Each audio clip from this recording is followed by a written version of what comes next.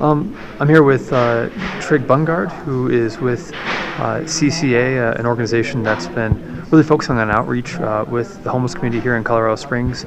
Can you tell me what your concerns are for the people who are at the camp after today's news? My concerns are they had an actual safe sanctuary in that camp. The fact that there were 28 service calls to the camp that resulted in only one arrest after investigation means nothing to me. That is not proof that the camp was unsafe. I've personally been in that camp for the last 2 months, not living there, but stopping by, talking to people, helping out. I have never observed unsafe activity. People fight. People get in bad moods. I saw that when my studio was down on Tate and Pikes Peak. People come out of bars and fight all the time. That doesn't mean that some place has to get evicted. That doesn't mean that 150 people have to be put out into the streets when we have no shelter. Colorado Springs, wake up to the fact that Colorado Springs has 0 emergency shelter. RJ Montgomery's full. These 150 people have nowhere to go. And in terms of when people are out, in the campsites, the dispersed camps, what are the issues that are out there compared to a camp like the one that was at Spring Trust Commission? Oh, that was some of the most heartbreaking parts about this morning, was listening to people tell me what they were losing.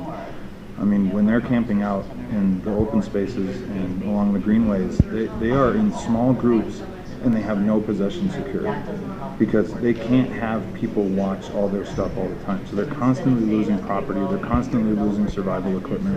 And in this camp, in this sanctuary that's being evicted today, they all had each other's backs. They had self-government, they had self-policing, they had their own security team. Who do you think made the calls to the police?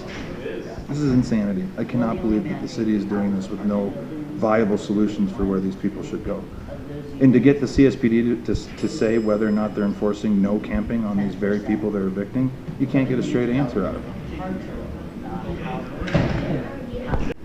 So I'm here with Carrie Botts, who is with People's Access to Housing, an organization that's really been trying to help folks, work from being homeless into getting a house across Colorado Springs. I want to talk to you today about the development with the tent city. I guess, what are the concerns for the people who are living there right now, given today's developments? People are concerned about safety. I know that several of the women who moved there because they felt safer being in a place where they at least knew that they could count on a space to sleep consistently every night for a period of time, which was more than they had before. And the conditions that these women were in before were very vulnerable. They were preyed upon, and some were sexually assaulted. And they are now concerned about their safety. And today's been the coldest day, that we've had so far this fall, and we're really feeling that winter is coming, and it's not safe for people to be outside when it's freezing, and we know that for the most part these people have nowhere to go now.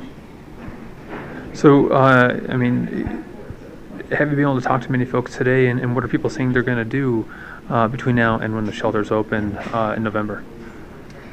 I have talked with some folks, and some are fortunate enough to be able to get a hotel for a week. Some are on waiting lists with our local agencies, like Family Promise, for example, to wait for housing, and in the meantime they're hoping to get into a hotel so that they can stay warm with their kids. Are people camping as well?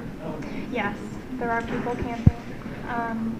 The people that have no other choice are camping and kind of returning to the way things were before this tent city emerged. And finally, what is the importance? I guess what's the difference between the dispersed camping in areas like near creek sides versus being in this